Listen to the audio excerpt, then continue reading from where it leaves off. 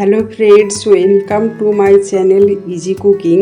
আর আজকে আমি চিকেন কষা সবার সঙ্গে শেয়ার করব। তেল দিয়েছি, তেলের ওপরে গোটা গরম মশলাটা দিয়ে দেব।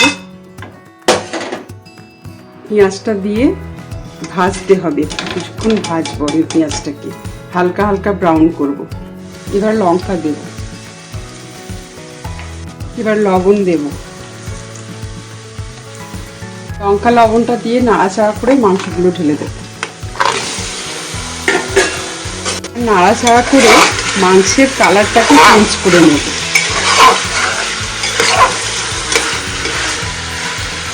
মাংসের কালারটা চেঞ্জ হয়ে গেছে।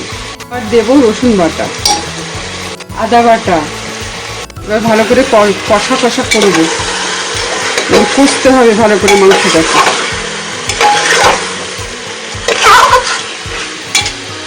হলুদ, ধনিয়া পাউডার, জিরা পাউডার ভালো করে নাড়াচাড়া করেছি। এবার একটু জল দেব সিদ্ধ হওয়ার মতো। জলের পরিমাণটা এরকমই থাকবে।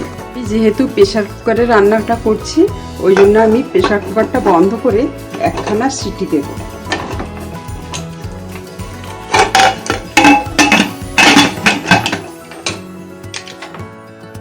আমরা যদি প্রেসার কুকার ছাড়া এমনি কড়াইতে রান্না করি, রান্নাটা কষানোর পরে জল দিয়ে 15 মিনিটের মধ্যে রান্নাটা হয়ে যাবে। একটা সিটি দেওয়া হয়ে গেছে, আমি প্রেসার কুকারটা খুলে দিয়েছি। নামানোর আগে একটু গরম মশলা ছড়িয়ে দিয়ে ভালো করে নেড়ে কিছুক্ষণ বন্ধ রেখে তারপর সার্ভ করব।